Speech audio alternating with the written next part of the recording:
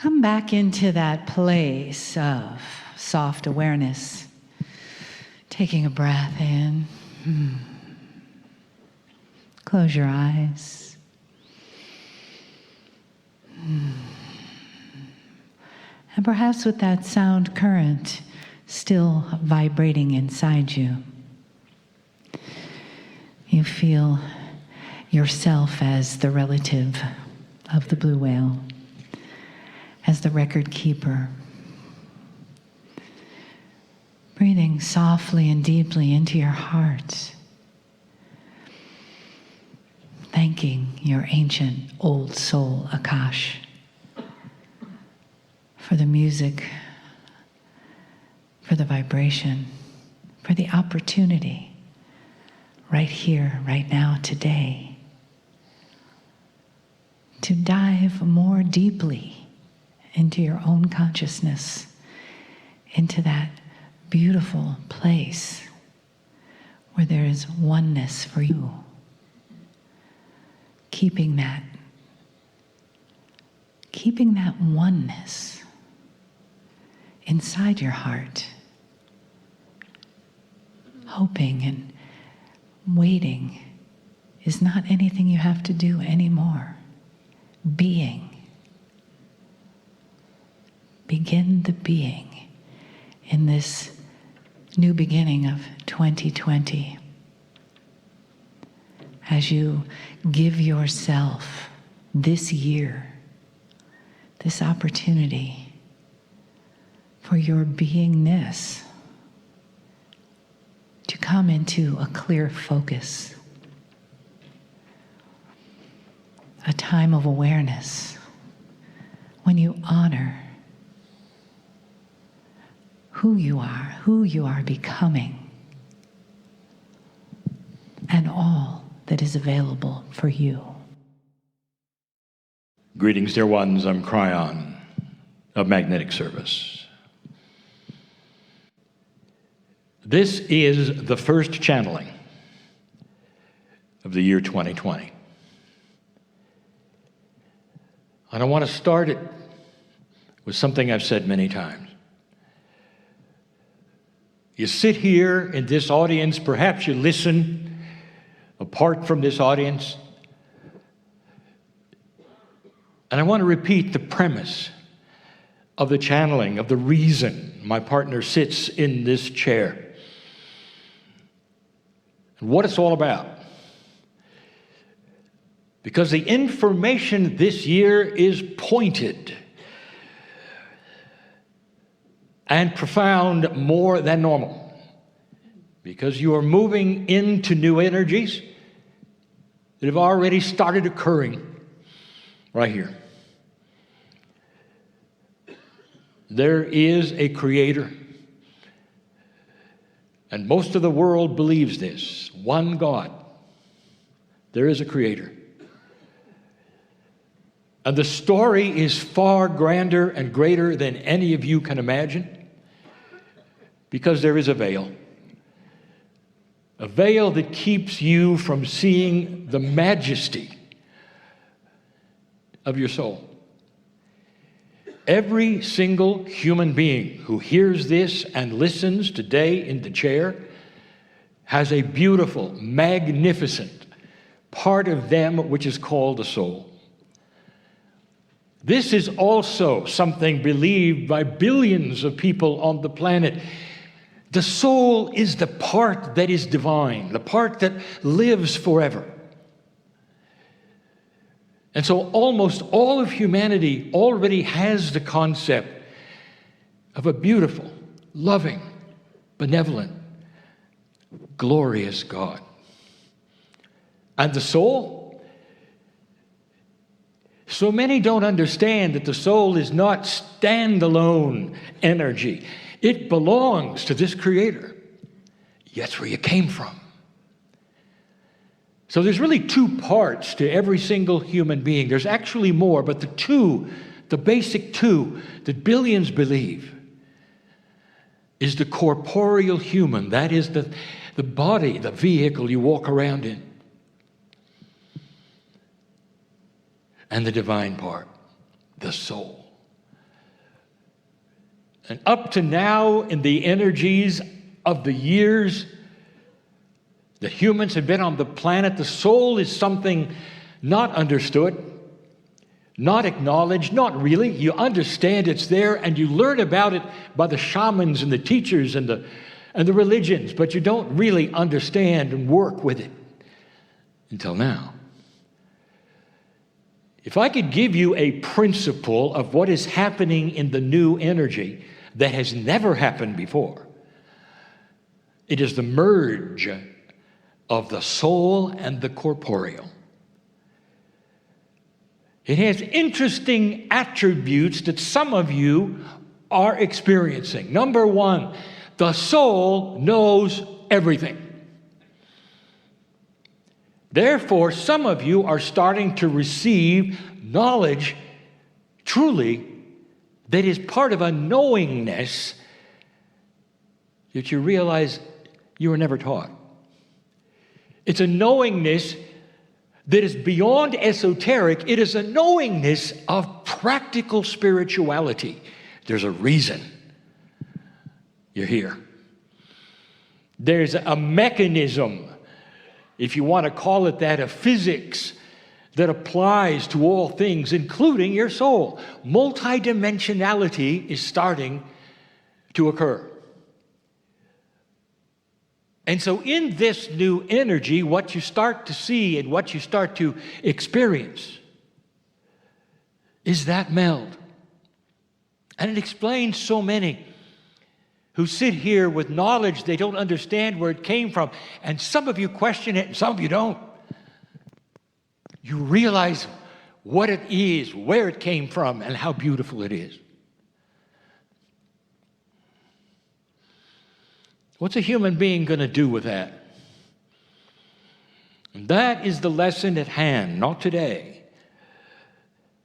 But it will be the subject of more channels. What do you do with information that starts to become merged with your corporeal self? Is everyone getting it? The answer is no. The old souls are. The ones who haven't gone through the school of life many times are not. And it's not about privilege, dear ones. It's about experience. If you're in a school, you acknowledge the ones who just showed up don't know as much as the ones who are graduating. This is practical. So the old soul on the planet who has been here over and over and over and over is starting to receive information. But that's not the subject of today. This beautiful, benevolent God of yours, the one that you share consciousness with, are you ready for that? That soul of yours has a divine consciousness from the Creator, and it's starting to be part of that which is your consciousness. Of course, there is love and benevolence, but it starts to alter something. It's very basic, and that is going to be the subject of this channel and the one that follows later tonight. Now, those listening who will say, well, where can I find that later tonight channel? I'll tell you, if you ask that, you're not listening in the right place. My partner has created in social media a place where all of these channels are. Don't miss the next one. Find it. It's not that hard. The subject is duality.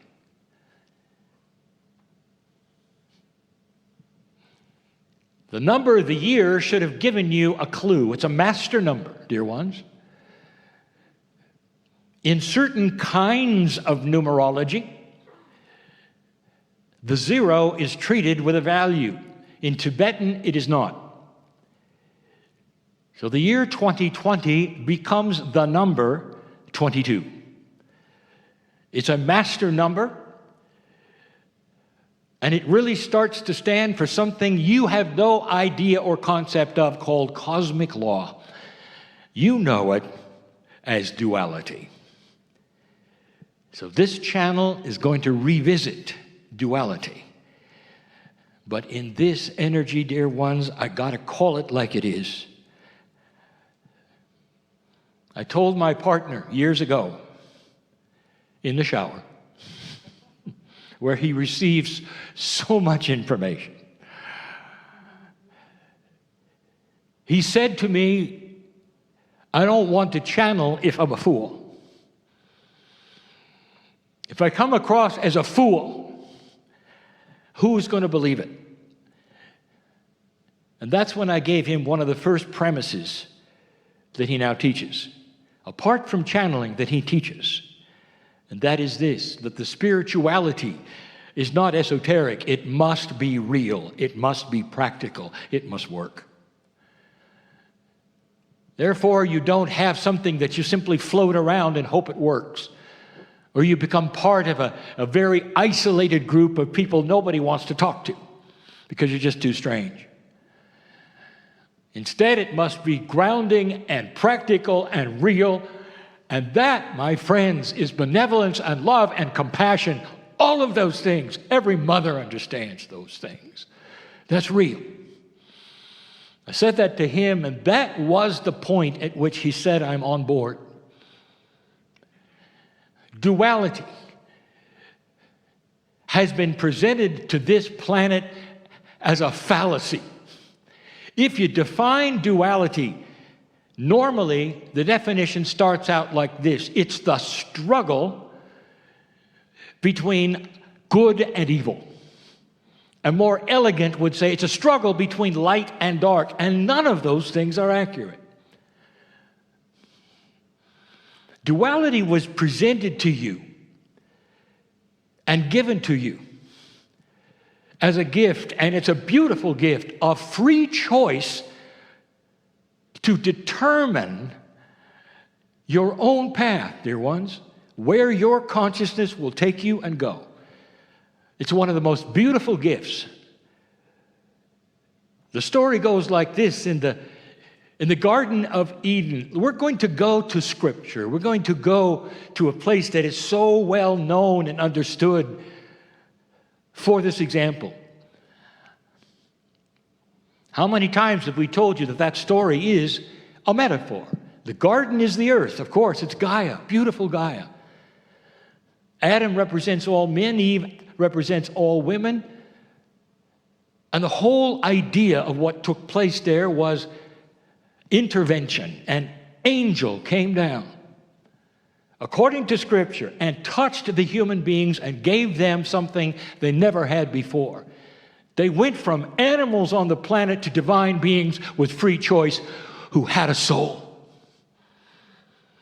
That's the story. And by the way, we have given you even more details about that story. We're not doing that again. Let's stay with that one, because that one is the one that so many who would listen to this would understand. These things must be logical and practical and beautiful. Every one of you sit there as a beautiful creation by the most loving source that you can imagine. I don't have words to tell you about the creative source that lives in you, who always has their hand out, if you want to say. Did you hear that was plural? Who always has their hand out. Spirit is not singular. It's an energy that is everywhere. The creative source is not a individual. It's not a male with a beard. It's loving. It's benevolent. It's gorgeous. I want you to hold that for a moment and compare it to the story of duality. Again, as the story unfolds and the mythology happens, you were given free choice in this garden on this earth, and right away, you made a bad choice. That's the story. Now that is believable. Let me give you an example. Mother, dad, you have some children in a room and they're just growing up and you're giving the option of a salad or a chocolate bar. Now the children don't know any better. They've had no experience at all with either of these things. They don't understand the principles, the nutrition, They don't understand what's going to happen if they eat chocolate bars all their life. They don't understand any of these things. All they see is the chocolate bar is got to be better than the salad. And so they all go for the chocolate bar. You might say they made an error. They made a mistake. And at that point in time, they'll learn. Because sooner or later, they'll get sick on the chocolate and turn to the salad. And there's even been evidence that scientific research of children doing just that. But the premise is this: you don't know any better. And when you're given new things and new paradigms and given choices in those things, you don't always then go for the best choice simply because it sits there. The angels came down and gave humanity free choice to do whatever they wanted to, and all that was there was presented for them, the salads and the chocolate bars. And they made a mistake. What do you do with a child who makes that mistake? In that room are the children. Well, if you follow the mythology of spirituality, all of the children are now punished.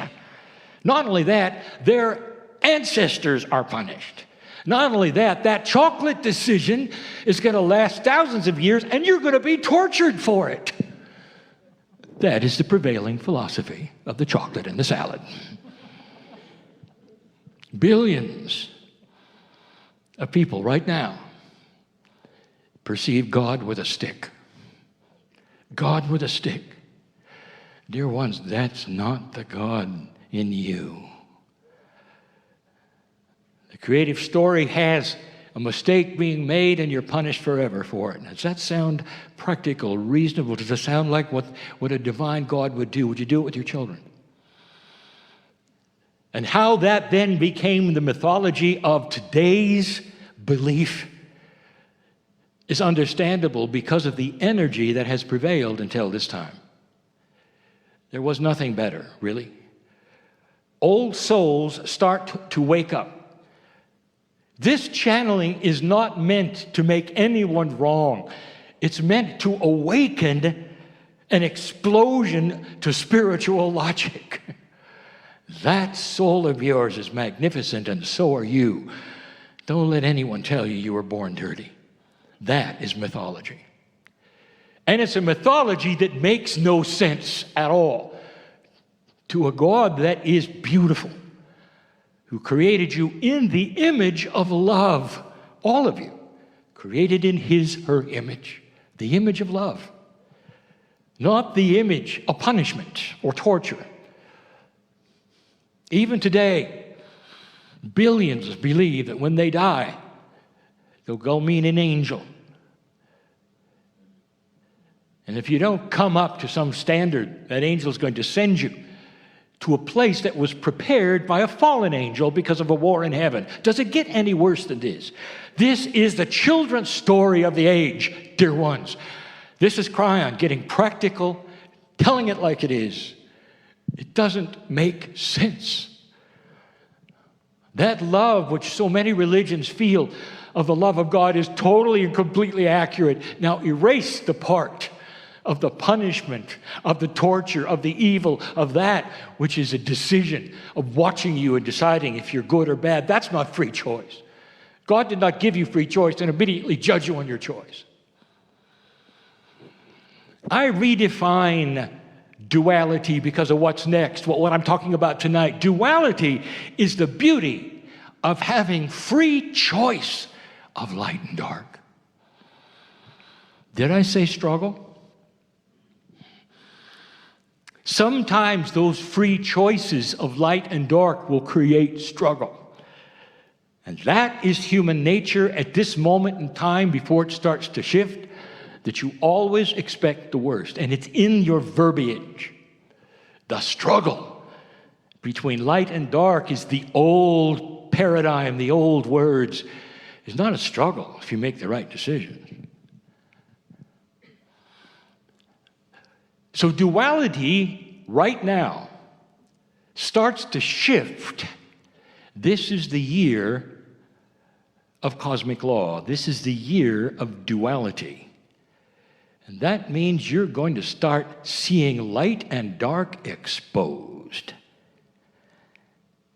But the exposition of it is not going to come necessarily from your news. It's going to come first with humanity, who see things that are not correct, and then it becomes news instead of the other way around. Let me ask you a question. Going back to the salad and the chocolate, let me ask you a question. What if Adam and Eve looking at the salad and the chocolate, this is a metaphor, without being blindfolded or simply choosing the one that smelled better, which they did, what if the salad came with a lineage of information, and so did the chocolate? What if they could appear and look at them and they weren't simply things on a plate, but somehow there was a knowingness of which one to go for? Welcome to 2020, because duality is going to start talking to you. This is the meld between that which is the corporeal consciousness, which is very limited to all things three-dimensional, that would always choose chocolate, or a multidimensional meld with that which has information even about the simplest things. How many of you are now discerning things differently as you look at situations? And you'll say, I'm not really aware of that. Oh, really? Why are you sitting here? You discern truth. And you know it when you hear it, don't you? Now that's in this meeting because it's an esoteric meeting. Now project that in the future to a situation where you have to choose a political candidate. In the future, not now. 10 years from now, whatever. Where instead of a choice based upon your party or what your parents told you, you can read them.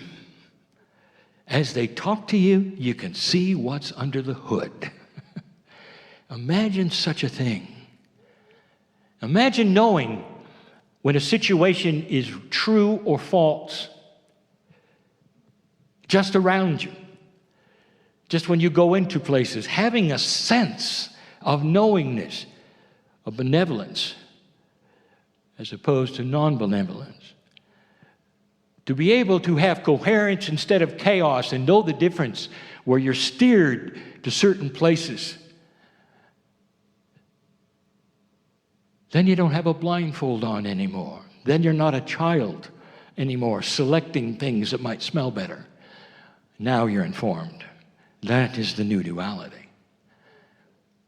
Tonight I want to tell you where that's going to take you, because, dear ones, the veil is being lifted. It's being lifted. In all walks of life, in all things, in all paradigms, spirituality and science and education, social, it's being lifted.